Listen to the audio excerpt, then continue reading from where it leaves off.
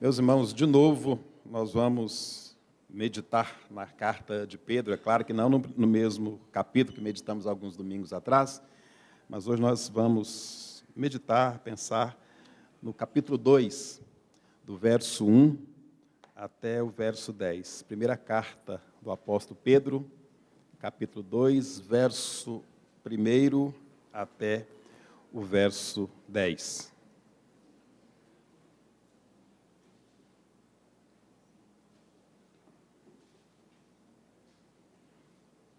Conforme dissemos, meus irmãos, na última pregação que fizemos nessa carta, Pedro ele está escrevendo a um povo que, por causa da sua fé, estava passando por várias dificuldades, por várias provações. Pedro, ele chama esse povo de forasteiro, e esses chamados forasteiros eram irmãos que tinham depositado sua fé em Jesus. E por isso eles passaram a ser perseguidos por um império que deveria adorar o imperador como Deus. E a pergunta então seria, como adorar a Jesus no império onde somente César deveria ser adorado? E esses irmãos então eles foram obrigados, foram forçados a deixarem suas casas, suas posses, eles tiveram que abandonar o império para escaparem das perseguições que tinham sido motivadas pelo imperador Nero, que por pouco mais tarde explodiria como raiva contra a igreja de Jesus. Agora imagine como seria um povo que tinham tido seus bens confiscados, seus parentes mortos, suas vidas ameaçadas, e tudo aquilo que estava acontecendo é porque eles tinham fé em Jesus, porque eles tinham feito um compromisso com Jesus. E Pedro, parece que até de uma forma irônica, chama esse povo, então, a adorar. Adorar a Deus. Logo no começo, ele fala que deve adorar a Deus. E a pergunta, então, seria, como, então, trazer alegria para esse povo, povo que certamente, na sua grande maioria, nem voltaria mais para a sua casa, porque era um povo errante, Então, um povo que havia entregue a vida para Jesus e, por causa da fé, estavam sendo perseguidos. E Pedro fala, olha, tende por motivo de alegria, conforme diz Tiago, passares pelas provações, passares pelas lutas. Então, a igreja perseguida, hoje seria ali na Ásia Menor, então, uma igreja perseguida, mas estava sendo chamada, conclamada a adorar o Senhor. Vamos ler, então, capítulo 2, a partir do primeiro verso, que diz o seguinte: portanto, livrem-se de toda maldade, de todo engano, hipocrisia, inveja e toda espécie de maledicência. Como crianças recém-nascidas, desejem de coração o leite espiritual puro, para que, por meio dele, cresçam para a salvação, agora que provaram que o Senhor é bom. À medida que se aproximam dele, a pedra viva, rejeitada pelos homens, mas escolhida por Deus e preciosa para ele, vocês também estão sendo utilizados como pedras vivas na edificação de uma casa espiritual, para serem sacerdócio santo, oferecendo sacrifícios espirituais aceitáveis a Deus por meio de Jesus Cristo. Pois assim é dito nas Escrituras: eis que ponho em Sião uma pedra angular, escolhida e preciosa, e aquele que nela confia jamais será envergonhado.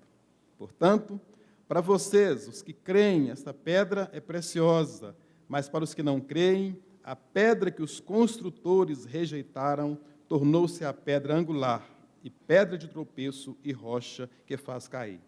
Os que não creem tropeçam, porque desobedecem à mensagem, para que também foram destinados.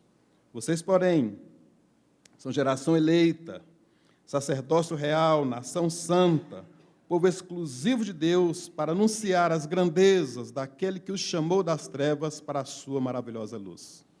Antes vocês não eram sequer povos, ou sequer eram povo, mas agora são um povo de Deus. Não haviam recebido misericórdia, mas agora a receberam. Vamos orar mais uma vez? Senhor, obrigado, porque o Senhor está presente aqui.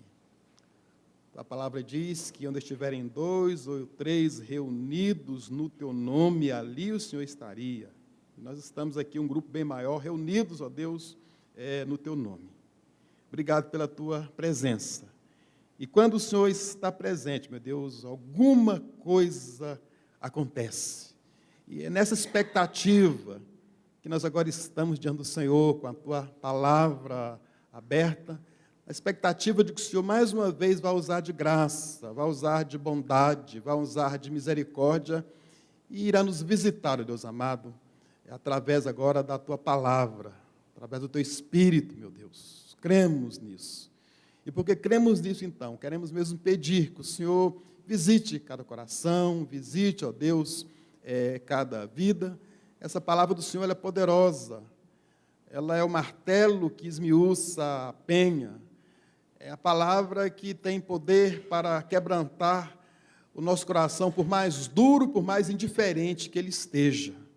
Então, em nome de Jesus, que o Senhor faça isso, que o Senhor quebrante mesmo o nosso coração, que o Senhor mostre a tua vontade, que é boa, que é perfeita, que é agradável, e que o Senhor faça alguma coisa na nossa vida, porque nós estamos aqui presentes, sedentos, carentes da visitação, da transformação, da cura do Senhor, oh meu Deus, nas nossas vidas. Tem misericórdia de nós, Senhor. Tenha compaixão das nossas vidas. E mais uma vez, ó Pai, fala conosco agora através da tua palavra, que é inerrante. Tenha compaixão, tenha misericórdia e fala conosco. Mais uma vez, em nome e por amor de Jesus, Senhor. Aleluia. Amém, amém, amém. Meus irmãos, nosso propósito nessa noite é procurarmos entender um pouco, sobre o que vem ser a natureza da igreja, ou seja, como Deus vai realizar a sua obra através de nós. E então nós vamos entender a natureza, e dessa natureza nós vamos derivar algumas funções que Deus quer que estejamos realizando enquanto estivermos aqui neste mundo. Então, o apóstolo Pedro, ele vem estudando nesta carta, a respeito da maravilhosa salvação, e você vai perceber isso nitidamente no capítulo 1, quando ele fala da ressurreição, quando ele fala da esperança. E aí ele vai falando, então, das características novas que Deus vai colocando agora na nossa vida, uma vez que agora nós somos povo de Deus, nós somos nação santa, nós somos sacerdócio real, somos um povo eleito, um povo escolhido de Deus. Então ele vai falando dessas características. E ele vai falar, então, que sobre a lavagem do sangue de Jesus, nós vamos perceber isso lá no capítulo 1, sobre a transformação que Deus fez na nossa vida através do sangue do Cordeiro. E quando ele termina o primeiro capítulo, que ele fala exatamente sobre esta salvação, ele fala agora que esse povo que foi remido, esse povo que continua falando desse povo que foi resgatado, ele vai agora usar uma série de figuras que vai falar exatamente desse povo que é chamado como igreja. Interessante que quando você vê na Bíblia, principalmente nas cartas do apóstolo Paulo, mas também em outros textos do Novo Testamento, você vai perceber que normalmente a igreja, o apóstolo, Jesus, mas principalmente Pedro, Paulo, ele se refere à igreja numa figura de linguagem. Por exemplo, lá em 1 Coríntios capítulo 12, ele fala da igreja como um corpo. Não como uma instituição, como uma organização, mas como um organismo vivo. Então, ele fala como corpo. Outras partes, Paulo vai falar da igreja como família de Deus. Pedro aqui fala de forasteiros. Há texto que fala de peregrino, de nação santa. Então, há várias figuras de linguagem para se referir à igreja. E eu quero estudar com os irmãos, então, essas figuras preciosas da igreja, que estão especialmente aqui no versículo 5 do capítulo 2, as figuras que Pedro utiliza. No versículo 4, o que ele vai dizer? Ele vai dizer assim: à medida que se aproximam dele, ou seja, de Jesus, a pedra viva, pedra rejeitada pelos homens, mas escolhida por Deus e preciosa para ele, vocês também estão sendo utilizados como pedras vivas na edificação de uma casa espiritual para serem sacerdócio santo, oferecendo sacrifícios espirituais aceitáveis a Deus por meio de Jesus Cristo. Então ele fala, né, no verso 4 especialmente, dessa pedra viva, se referindo aqui a Jesus. E Pedro vai dizer logo na frente que muitas pessoas não somente têm edificado as suas vidas sobre essa pedra, mas ele vai dizer aqui que muitas pessoas, meus irmãos, ou nós podemos muitas vezes nos incorrer no erro de tropeçarmos nesta pedra, e ao invés de sermos abençoados, sermos condenados. Ele diz aqui que essa mesma pedra que abençoa, ela é também motivo de escândalo, ela é também motivo de tropeço. Você percebe claramente isso aí no verso 6 e também aí no verso 7.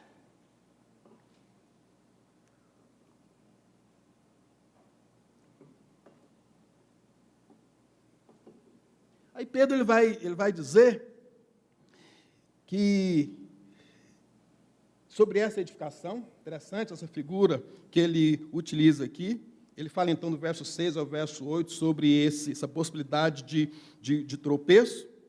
Então ele diz assim, que assim como nós podemos crer nesse Jesus para a nossa salvação, nós podemos tropeçar para a nossa condenação. Interessante que o apóstolo João, ele diz algo, mais ou menos, algo semelhante.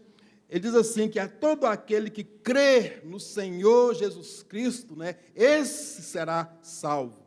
Mas ele continua dizendo, mas todo aquele que não crê, este já está condenado. Então, essa mesma pedra, esse mesmo Deus, né, que abençoa, esse mesmo Deus lança para a condenação aqueles que o rejeitam, aqueles que não têm um compromisso com Ele. Então, eu quero pensar, meus irmãos, sobre este crescer em Cristo, quero pensar sobre essa edificação, sobre a igreja de Jesus, que vai sendo edificada nesse alicerce que o apóstolo Pedro chama aqui de Jesus Cristo. E quais são as figuras? Né? Pedro, então, usa aqui algumas figuras, conforme eu disse, para se referir à igreja. E quais são as figuras? A primeira figura que ele utiliza fica muito clara aqui no versículo 5, quando ele fala assim, das pedras vivas. Jesus é a pedra viva. Mas o apóstolo vai dizer, vocês são também pedras vivas. E este é o primeiro símbolo da igreja que o apóstolo Pedro, então, trabalha aqui nessa sua primeira carta. A figura que está na mente do apóstolo, meus irmãos, é exatamente um alicerce, uma rocha profunda, que é Jesus, né? Imagine um alicerce, onde é uma rocha profunda, e em cima dessa rocha será então edificada uma construção, será edificado um prédio, será edificada a igreja. É o que ele está dizendo aqui. Mas ele continua dizendo que cada pessoa que foi resgatada pelo sangue de Jesus vai sendo colocada sobre essa pedra e vai ajudando na edificação da igreja. É fantástica, é linda essa figura que ele utiliza aqui. Ele vai dizer então, meus irmãos, que é um tijolo de gente, uma pedra viva, e cada pedra no seu lugar vai formando paredes dessa grande construção espiritual que é a igreja do Senhor Jesus. O que Pedro, meus irmãos, queria ensinar aqui a esse povo, quando ele usou a figura da igreja como pedras vivas, colocadas sobre este fundamento, ele usou, conforme eu disse aqui, uma figura, e a figura que está por detrás disso, meus irmãos, é a mensagem de que, para que haja essa edificação, é necessário que um tijolo seja colocado sobre outro tijolo, é necessário que um tijolo seja colocado ao lado do outro tijolo, para que então haja essa edificação. Então, a mensagem do apóstolo Pedro aqui é a seguinte: não tem jeito de ser igreja se nós não estivermos unidos. Se nós não estivermos um ao lado do outro, se não tivermos um sobre o outro, não tem jeito de sermos igreja. A igreja só existe em união. Um tijolo sozinho não faz parede, ou faz. Do mesmo jeito que alguém sozinho não é a igreja, como o corpo de Jesus. Pelo contrário, às vezes um tijolo sozinho numa construção pode ser até motivo de tropeço. Se alguém passar distraído, pode tropeçar e pode até cair. Então, um tijolo sozinho, não tem uma expressão, né, que uma andorinha sozinha não faz verão, um negócio assim, né? Então, um tijolo sozinho também não é igreja. Não constrói.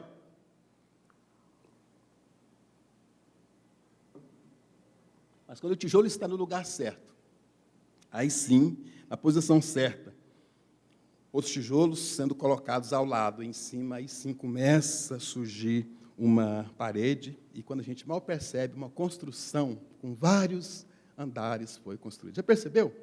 Ainda mais hoje, aí, com essa tecnologia, você passa num local, inicia sua construção, você passa lá depois de 3 dias, depois de uma semana, já foi concluída uma parede, né? Ou seja, um tijolo colocado sobre o outro tijolo. O que o Pedro, meus irmãos, está tentando ensinar é que o cristão só encontra o seu verdadeiro lugar no reino de Deus se ele estiver incorporado à igreja. Interessante que existem muitos ensinamentos por aí dizendo que, olha, esse negócio de igreja hoje no século XXI já é uma coisa assim meio ultrapassada. Você pode perfeitamente adorar a Deus, cultuar a Deus sozinho, né, na sua casa, ter o seu momento de reflexão, ter ali o seu momento a sós com Deus. É isso que importa, né? Você quietinho, né, na sua casa, com o coração aberto, tendo o seu momento de devoção. Mas não é isso que a Bíblia ensina. A Bíblia, ela não ensina isso, meus irmãos. Ela diz que o cristianismo real, né, o cristianismo que está baseado em Jesus, ele é um cristianismo comunitário. Não existe esse negócio do crente autônomo, não existe. Na igreja de Jesus não existe a autonomia, meus irmãos. Nós devemos estar ligados uns aos outros. O escritor aos Hebreus, uma igreja também perseguida, uma igreja também que estava passando por muita luta, a certa altura ele escreve assim, olha, não deixeis de congregar como é costume de alguns. Alguns em função da perseguição, alguns em função das lutas, têm deixado de vir ao templo, têm deixado de vir à igreja. Não tem uma postura semelhante à deles. Não deixeis de congregar como é costume de alguns. Então, Pedro está dizendo assim, que como uma parede edificada, né, na verdade, uma parede, quando ela é edificada e é colocado sobre ela uma laje, vamos pegar como exemplo essa edificação aqui. Então, você tem aqui uma laje, mas você tem paredes que suportam aqui essa laje. Agora, imagine se essa laje fosse colocada apenas em cima de um tijolo. Com certeza ele iria quebrar e a laje também ela iria cair. Então, não existe, não tem como. Nós precisamos estar juntos, precisamos estar em comunhão. Igreja é comunidade. Meus irmãos, igreja não é um ajuntamento que acontece apenas uma vez no domingo. Não é somente isso, é bem mais do que isso. Essa aqui é a igreja visível, mas a igreja de Jesus, a igreja universal, a igreja invisível, é bem mais do que isso. Então, se você pensa que pelo fato de vir apenas uma vez na semana aqui, cultuar a Deus, entregar o seu dízimo, você é membro dessa igreja, você precisa rever os seus conceitos. Porque não é somente isso, como é que a gente pode ter comunhão com um grupo que a gente vê apenas uma vez na semana durante 1 ou 2 horas? Quando a gente vai para as Escrituras, quando a Bíblia fala de relacionamento, quando ela fala de chorar com os que choram, quando ela fala de alegrar com os que se alegram, aí se implica em comunhão. A Bíblia, conforme eu já disse aqui outras vezes, ela está cheia da expressão da mutualidade. Os irmãos terem uma ideia, no Novo Testamento ocorre cerca de 64 vezes a expressão uns aos outros, orai uns pelos outros, confessar e pôr os vossos pecados uns aos outros. Então, a Bíblia está repleta da mutualidade. Então, a igreja é bem mais do que isso, não é? Esse ajuntamento aqui, esse culto público, solene, que é uma bênção, é apenas um aspecto da igreja. É apenas um aspecto. A igreja é bem mais do que isso. É comunidade, é também esse ajuntamento solene. Então, preste atenção, igreja é um tijolinho sobre o outro. Isso implica que nós devemos levar as cargas uns dos outros, devemos chorar com os que choram, conforme eu já disse aqui. Isso significa, meus irmãos, caminhar junto com os outros. Isso significa, meus irmãos, que cada um de nós temos uma função no reino de Deus. E quando nós perdemos essa perspectiva, quando começamos a viver o cristianismo isolado, nós estamos morrendo. Não existe essa ideia do crente autônomo. Mas Pedro não para aqui, né? Conforme a Bíblia não para por aqui. Uma outra ilustração, e essa já utilizada por Paulo, que eu já disse aqui no início, é quando ele fala da igreja como corpo, né? Imagine, né? Eu nunca fiz isso, nem pretendo fazer, mas experimente arrancar o seu dedo, coisa esquisita, né? Ou, se quiser ser um pouquinho mais dramático, arranque o seu braço e deixe ele do lado ali. O que vai acontecer? Se você não recolocá-lo imediatamente, ele vai apodrecer e vai morrer, porque ele precisa estar ligado ao corpo. Né? E Jesus usa a figura da videira, né? Diz que ele é a videira verdadeira e nós somos os ramos e precisamos estar ligado a essa videira. Então, nós precisamos disso, meus irmãos. Ele fala aqui, Paulo usa essa ilustração, e a gente precisa mesmo estar ligado um ao outro. E Pedro, então, ele vai falar aqui dessa construção, ele vai falar que dessa edificação espiritual que está sendo construída, e por isso nós precisamos uns dos outros em Jesus Cristo. Nós precisamos, né? E quando nós estamos juntos, nós somos fortalecidos. Essa questão. Há uma ilustração interessante, meus irmãos, diz nessa ilustração que um rei de Esparta, ele se gabava, né, ele tinha até um certo orgulho por causa das muralhas que rodeavam ali o seu país. Então, ele contava as maiores vantagens, dizendo que o seu país estava completamente seguro, porque ele era rodeado por muralhas altas, e resistentes, e que eram impenetráveis. E diz ainda essa ilustração que, certa feita, um outro monarca foi lá visitar aquele rei, e o rei então começou a falar, olha, porque aqui são as minhas muralhas, e falou tanto dessas muralhas, e aquele visitante ficou meio desentendido, porque ele olhava para trás, olhava para o lado direito, lado esquerdo, na frente, ele não via nenhuma muralha. Esse homem está pirado, né? Deve ter fumado. E ficou inquieto, até que ele ficou assim meio encabulado, como diz não sei onde, aí pegou e se virou depois, falou, escuta, você está falando de muralha, mas eu não estou vendo nenhuma muralha aqui. Aí falou assim, olha, você está vendo aquele exército, você está vendo aqueles soldados?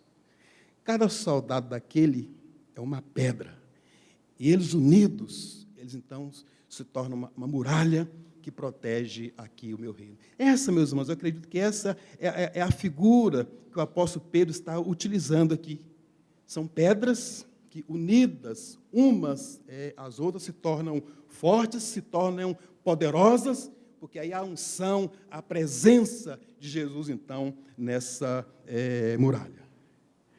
Então, meus irmãos, a força de uma igreja está exatamente no poder de Jesus, que é derramado no meu coração, que é derramado no seu coração, e através dessa união, meus irmãos, a glória de Deus, então, ela é manifesta. Há um comentarista, quando ele trata ali ao falar sobre Tomé, lembra de Tomé? Tomé disse que ele só iria crer se ele visse, né, se ele tocasse ali nos ferimentos de Jesus. Então, ele precisava de ver para quê? E esse comentarista, então, ele vai dizer que o mundo só pode crer em Jesus quando ele percebe as marcas de Jesus evidenciadas na igreja. Então, meus irmãos, a igreja é a cara de Jesus. Deus é visto através da igreja. Deus escolheu a igreja para que a sua glória fosse proclamada. Então, ele é visto nas marcas da cruz, que estão impregnadas na vida da igreja. Isso é muito sério, nós somos chamados. Pedro fala que nós somos um reino de sacerdotes, mas não é só para dizer que nós temos acesso direto ao Pai, mais do que isso. Nós somos reino de sacerdotes com uma finalidade de proclamarmos, de anunciarmos as virtudes daquele que nos chamou das trevas para a sua maravilhosa luz.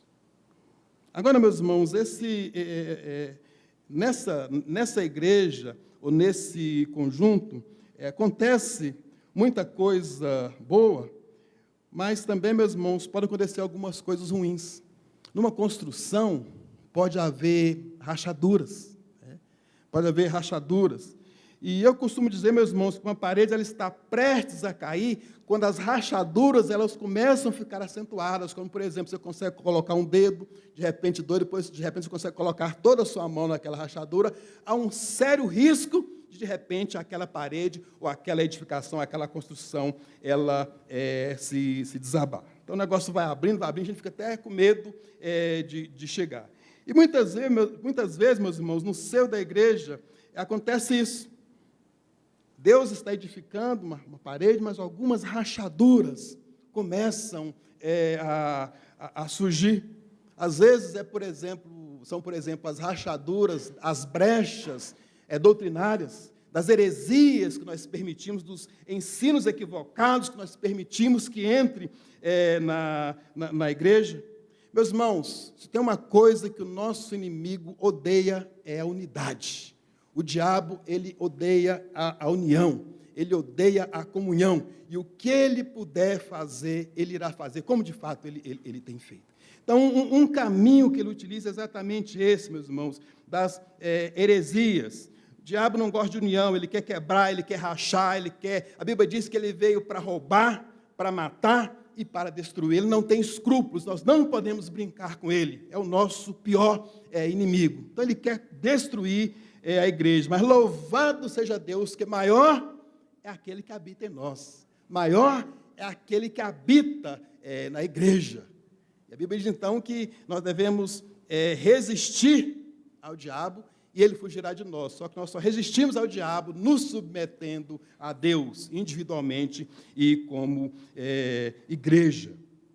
Então, meus irmãos, ele quer rachar, ele quer dividir esse povo de Deus. E uma outra maneira, meus irmãos, além dessas rachaduras aí das heresias, é o que eu chamaria das rachaduras sentimentais no seio da igreja. Como eu disse, o diabo não quer a unidade, então ele lança as rachaduras sentimentais. E essa, meus irmãos, é outra arma. O que são as rachaduras sentimentais? O ressentimento, a amargura, o ódio, a inveja, as mágoas entre os irmãos. E o apóstolo Pedro, ele vai usar aqui, você pode perceber logo no versículo 1, né? Portanto, livrem-se de toda maldade e de todo engano, hipocrisia, inveja e toda espécie de maledicência. Então, ele vai usar aqui, na figura das maledicências, que são as rachaduras de palavras, que é a maledicência. O que é a maledicência? É você falar mal de alguém. Mas o que eu estou falando é verdade. Mas se não vai edificar, é melhor ficar calado. Então, nós pecamos pela maledicência. Ele vai falar aqui, meus irmãos, dessas palavras, que seria o dolo, que é a inveja, são as chamadas rachaduras de intenção, que eu quero ferir, e eu firo o meu irmão, então, com palavras vãs, falando mal do meu irmão, ao invés de bendizê-lo, ao invés de abençoá-lo. Isso tem sido motivo de rachaduras, de divisão no seio da igreja de Jesus, e que só alegra o inimigo, que é o diabo. Essa, meus irmãos, é a verdade. Então, existe esse tipo de rachadura, mas existe também um tipo de rachadura que é até cômica, né, que é o choque térmico.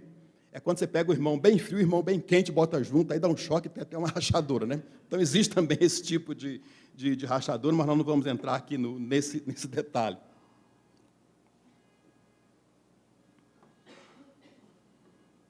Então, Pedro, ele está, então, tentando ensinar aqui sobre essa unidade da igreja.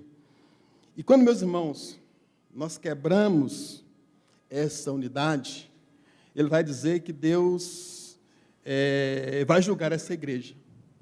Quando nós quebramos essa unidade, ele vai dizer que Deus vai julgar essa igreja. Então, essa é a primeira figura que ele utiliza aqui. É a figura da unidade. Então, nós precisamos agora colocar em prática. E sabe o que significa isso, meus irmãos?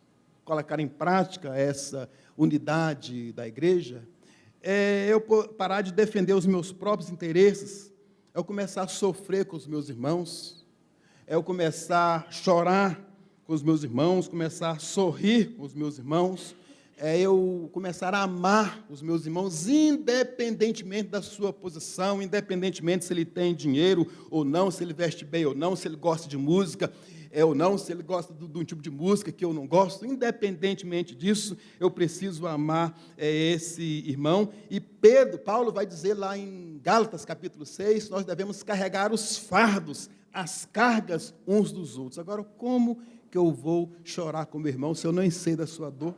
Se eu não convivo com ele, se eu não sei da sua enfermidade?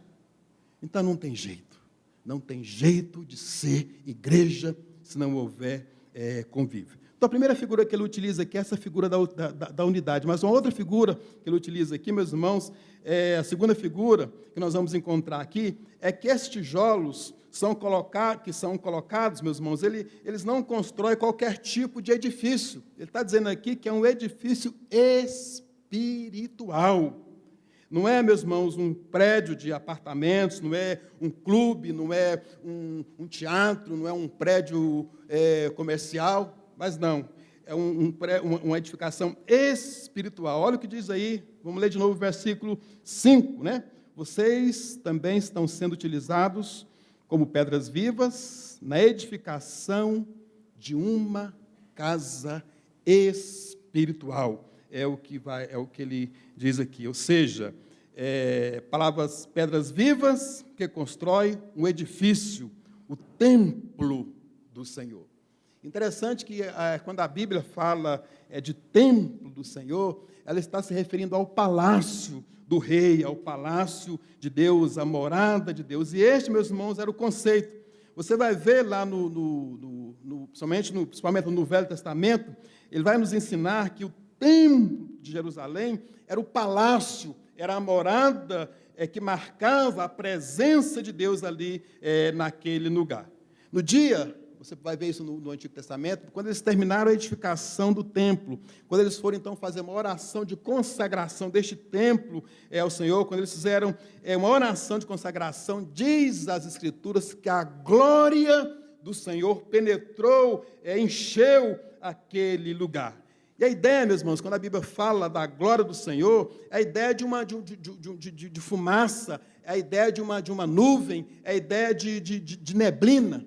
A gente aqui em Brasília não está muito acostumado com isso, mas vez por outra acontece, né? Mas isso acontece mais no sul, né? Principalmente, não sei se quem já morou, quem esteve em Londrina, numa ocasião dessa, por exemplo. Imagine assim, quando o local está bem, aquela neblina, aquela coisa bem densa, e de repente você chega, abre a porta, e aquela neblina, aquela fumaça, aquela neve, aquela nuvem, ela toma conta ali dos ambientes de uma casa. É mais ou menos isso. Então, quando o templo foi consagrado ao Senhor, diz a Bíblia que a glória de Deus se manifestou de tal forma que ficou como que uma densa neve, nuvem, fumaça ali naquele local. E isso para o povo, então, ficou evidenciado que, de fato, Deus havia se agradado daquela oferta e, por isso, então, ele estava se manifestando daquela forma. Deus fez isso para mostrar para o povo que ele estava presente, que a sua glória invadiu aquele local para as pessoas virem a sua manifestação e que, de fato, ele tinha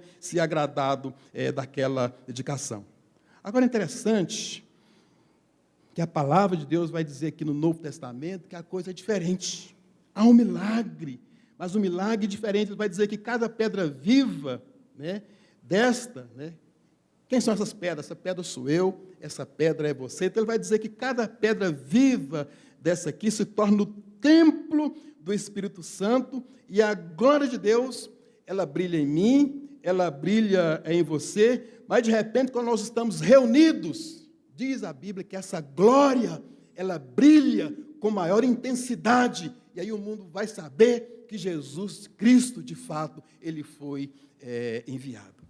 Então é muito sério, meus irmãos. Esse negócio de igreja não é brincadeira, não é coisa muito séria, é coisa santa. A Bíblia diz que não foi por prata nem por ouro, mas foi pelo derramamento do sangue de Jesus que a sua igreja ela foi formada. Então, esse negócio de igreja é muito sério, mas muito sério mesmo. E a gente, às vezes, fica brincando de ser crente. E a última imagem que esse texto nos apresenta, ele vai dizer que essa igreja, quando Deus vai edificando essa igreja, nós nos tornamos sacerdócio santo. Acho que a coisa vai só complicando, né? Vai só pesando. Ou seja, a igreja de Deus é um sacerdócio santo. Cada crente salvo é um sacerdote. Aí você vai lá para o Antigo Testamento para ver qual que era o papel do sacerdote.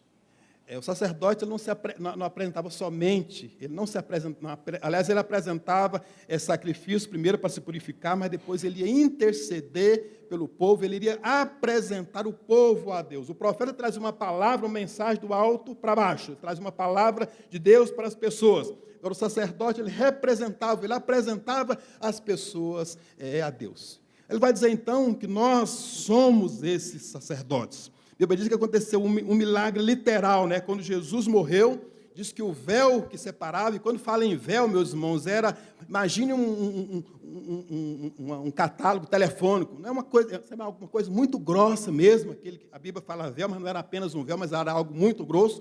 Diz que o véu rasgou-se de cima a baixo, e que o véu, o que é? Aquele que impediu o acesso do lugar santo para o local santíssimo. Então, diz que o véu foi rasgado de cima a baixo, houve um milagre, e nós, então, temos acesso direto a Jesus no Santo dos Santos, temos acesso a Deus na pessoa de Jesus, diretamente no local santíssimo, porque o véu que separava, esse não separa mais.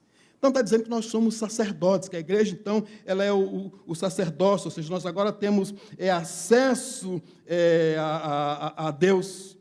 Só, meus irmãos, que esse acesso, conforme ele diz aqui, ele está dizendo aqui no verso 9 que nós somos geração eleita, sacerdócio real, com a finalidade de anunciar as grandezas daquele que nos chamou das trevas. Então, nós somos sacerdotes para apresentar Jesus ao mundo e para levar o mundo até Jesus. Para isso é que nós nos tornamos, então, sacerdotes, apresentar as pessoas a Deus e apresentar Deus aí a essas pessoas.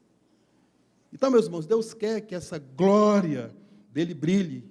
Ele quer que a glória brilhe, mas não simplesmente para a nossa satisfação, mas Ele quer que a sua glória brilhe acima de tudo para Ele abençoar as pessoas. Ele quer que a sua glória seja manifesta através da igreja, como que um magnetismo espiritual, mas para atrair, para abençoar as pessoas. Este é o propósito.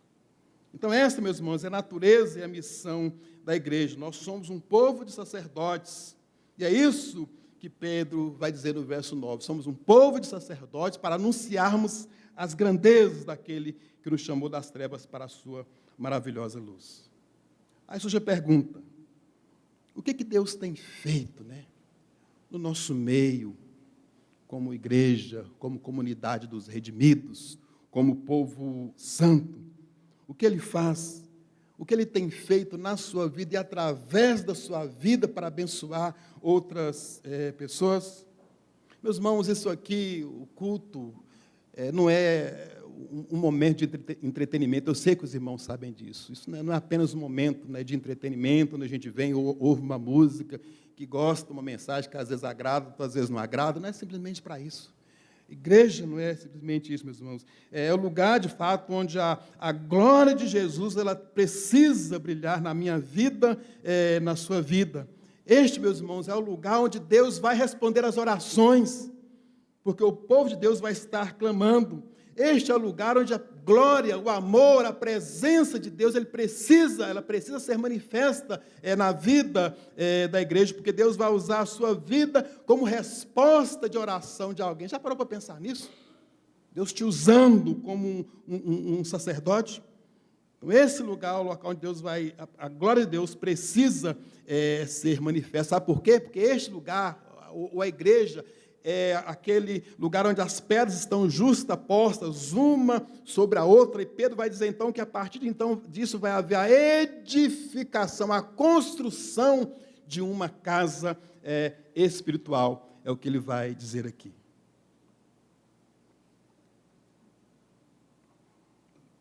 Este é o lugar onde Deus vai transformar os corações. Aí eu pergunto, que tipo de luz Deus tem podido brilhar através da sua vida? Que tipo de luz? Que tipo de esperança Deus tem colocado nos corações das pessoas que convivem com você? A sua vida tem inspirado, tem colocado esperança no coração das outras pessoas? Não, eu vou seguir esse Deus, porque de fato alguma coisa aconteceu na vida desse cidadão ou dessa cidadã. A pergunta é, que tipo de fé que você vive? Então, meus irmãos, nós juntos somos a igreja. Agora, que tipo de igreja nós queremos ser? Ou, aliás, que tipo de igreja nós precisamos ser, não necessariamente que nós queremos ser. Meus irmãos, o desejo de Deus é que sejamos uma igreja unida, é que sejamos uma igreja cheia do Espírito Santo, comprometida com a salvação do mundo. Esse é o propósito, esse é o desejo de Deus para a sua igreja, um povo santo, com essa finalidade de proclamar. Então você precisa ser um instrumento de transformação ali no seu raio de influência, onde você convive, em casa, no trabalho, onde quer que você esteja. Você precisa ser um sacerdote. É muito fácil ser crente aqui na igreja, né? A gente se encontra raramente, tal, chega aqui todo mundo maquiado, sorrindo, tal. É fácil. Dificuldade nenhuma. Agora em casa, agora lá no trabalho, é onde, de repente, o seu chefe te pede, quem sabe, para você, né, uma mentirazinha profissional, alguma coisa. Aí é complicado, né? Aí, sim, é complicado. Então, meus irmãos, você precisa ser um instrumento de transformação, começando no seu raio de influência. Agora, a pergunta é, o que está faltando para que isso aconteça? Para que sua vida também seja transformada, né? Para que você seja capaz de se unir a qualquer irmão, independentemente da posição social, independentemente da cor da pele, da posição social, independente disso. O que está faltando, né? Você conviver com esse tipo de irmão, com esse tipo de pessoa. Outra pergunta, você está de fato comprometido com a salvação do mundo? O fato de o mundo estar indo para o inferno, isso tem incomodado o seu coração? Isso tem incomodado a sua vida? Precisamos de mudança, meus irmãos. Agora, toda a mudança de uma igreja, ela começa com a mudança de um coração. Começa com a mudança do meu coração, começa com a mudança do seu coração. E, de repente, meus irmãos, todo o povo pode ser consumido pela presença, pela visitação de Deus, e alguma coisa extraordinária vai acontecer. Nós somos chamados para isso, meus irmãos. Somos chamados para fazer diferença. Mas aí, meus irmãos, eu preciso começar, e de uma forma concreta. Eu preciso dar alguns passos, mas de uma forma concreta. E uma das formas seria, por exemplo, eu combater essa indiferença que às vezes há no meu coração, essa indiferença, esse negócio de não querer me relacionar, não querer me misturar com esse povo. A gente precisa romper com isso. Precisamos, em nome de Jesus, quebrar com isso, porque isso não procede de Deus. Você sabia, por exemplo, que nessa igreja tem irmãos sofrendo? Nós temos aqui irmãos enlutados. Você sabia disso? Você sabe quem são essas pessoas? Você chegou, você abraçou esse irmão, você orou por esse irmão. Tem gente sofrendo aqui na igreja. Você sabia que nessa comunidade tem gente sofrendo seriamente com enfermidades? Gente que tem sofrido e que precisa da sua oração, do seu abraço, que já faz uma diferença muito grande, mas muito grande mesmo. Você sabia que nessa igreja tem gente que está passando dificuldade em casa, conflito entre marido e mulher, e que de repente precisa de uma palavra sua, de repente precisa de uma oração sua? Você sabia disso? Então vamos começar a agir de uma forma concreta, meus irmãos. Precisamos parar com essa ideia de sermos, me perdoe, meros frequentadores, mas precisamos envolver uns com os outros, para que a igreja seja edificada, uma pedra seja colocada sobre outra pedra e do lado da outra pedra. Aí sim, o mundo vai saber que Jesus foi enviado. Jesus mesmo diz, olha, o sinal que vai evidenciar a minha presença é quando vocês tiverem amor uns para com os outros. Agora, não tem como a gente amar quem a gente mal conhece, quem a gente não convive. Vamos dar alguns passos concretos. Deixe a indiferença. Quem sabe fica um pouquinho aí até o final do culto. Converse, aproxime, participe do grupo familiar. Você não sabe que bênção. Você vai para a casa de alguém e você, de repente, começa a ver ali os problemas daquela família, você expõe ali os seus problemas, é uma maneira concreta. Procure um grupo familiar, vá lá, procure, se envolva, que você vai ver como você vai abençoar e como você será abençoado. A igreja tem tentado promover algumas coisas. Nós temos aqui, por exemplo, uma escola dominical, onde um percentual muito pequeno da igreja tem vindo, onde a gente se divide em salas pequenas, onde a gente conversa, a gente abre a Bíblia, a gente conversa, a gente pergunta. Já é um passo, já é algo concreto que você, de repente, começa a fazer. Então, pense em alguma coisa concreta. Não basta apenas arder o coração e depois amanhã a vida voltar ao normal, mas pense em alguma coisa concreta, alguma coisa pontuada. Eu vou fazer isso para eu, de fato, começar a fazer parte da igreja, fazer parte do corpo de Jesus. Meus irmãos, foi pago um preço muito alto. Foi pago um preço muito alto, né? Um preço de sangue. O Cordeiro de Deus que tira o pecado do mundo, o sangue do inocente foi derramado em nosso favor, para que as nossas vidas sejam transformadas e a gente seja instrumento de transformação. Curva a sua cabeça, vamos ter uma palavra de oração. Obrigado, Senhor, pela tua palavra. Nem sempre ela diz aquilo que nós queremos ouvir. Muitas vezes ela vem contra nós, porque muitas vezes ela vem nos tirar do nosso comodismo. E, Pai, eu quero, e eu acredito que meus irmãos também, nós queremos confessar que tem havido rachaduras, meu Deus, no nosso meio.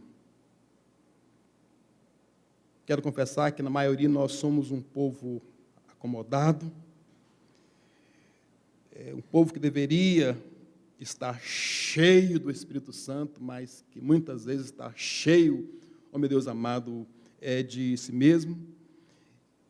Um povo, meu Deus, que não tem missão alguma, mas que, pelo contrário, meu Deus, às vezes está cheio de desculpa, dizendo que não tem tempo, mas a gente tem tempo para fazer tanta coisa inútil, tanta coisa desnecessária. Deus, nós temos pecado, sim. Temos pecado como corpo, como igreja, temos pecado coletivamente, Deus amado, o pecado da omissão. Então, meu Pai, como diz a Tua palavra, só cabe a nós corar de vergonha e pedir que o Senhor tenha misericórdia de nós e nos perdoe. Mais do que isso, Deus amado, nos leve, meu Pai, à ação. Deus, em nome de Jesus, tira de nós toda a indiferença, tira de nós toda maledicência, todo dolo, meu Deus, toda maldade, tem misericórdia de nós. Coloque nos nossos lábios palavras que de fato edificam, meu Deus, o nosso irmão. Deus, ajuda-nos a chorar com os que choram, que a dor do meu irmão seja também, meu Deus amado, a minha dor, mas para que isso aconteça, eu preciso conviver, preciso misturar, preciso, meu Deus amado, estar junto. Tem misericórdia das nossas vidas e dá que, de fato, a gente venha caminhar de forma concreta, pontuada, fazer alguma coisa para que, de fato, esse quadro, meu Deus amado, venha a ser mudado para a honra e para a glória do Teu nome. Tem misericórdia de nós. Tenha compaixão de nós. Precisamos muito, mas muito mesmo, da Tua visitação e do Teu quebrantamento. Ser propício a nós, pecadores, e tenha, meu Deus, compaixão, tenha misericórdia, meu Senhor, das nossas vidas. Em nome de Jesus, Senhor. Amém, amém.